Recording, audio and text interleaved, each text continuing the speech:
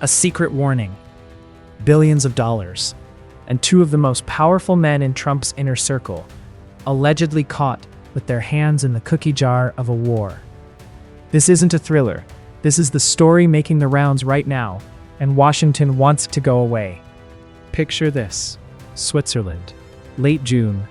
Diplomats huddled in Lake Lucerne, supposedly finalizing peace after a brutal US-Iran conflict.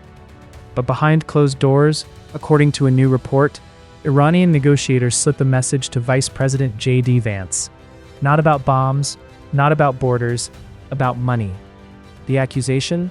That Jared Kushner and Steve Witkoff, two men sitting inside the most sensitive negotiations in the Middle East, were allegedly using that front row seat to get rich. A senior Iranian official, speaking to Dropsite News, didn't mince words. The claim? Kushner and Witkoff cared less about ending a war and more about cashing in on it. And it gets murkier.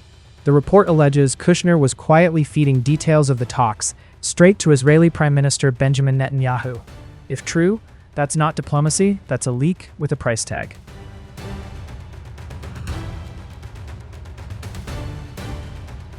Here's the number that stops everyone in their tracks: $9 billion.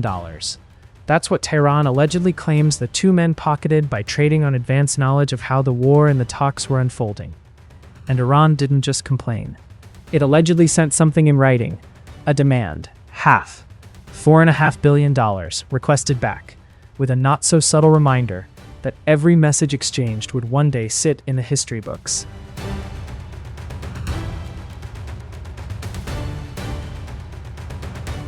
So, what does the White House say? One word: no. A U.S. official told Dropsite the message never even arrived. No confirmation. No middle ground. Just a wall.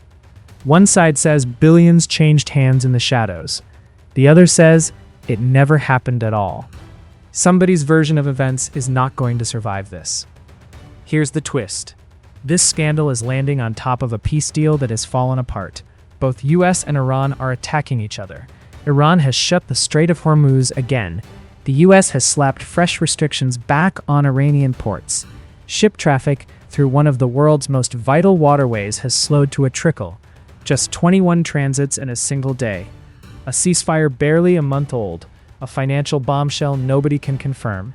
And a region one spark away from blowing back up to a point of no return from an endless war.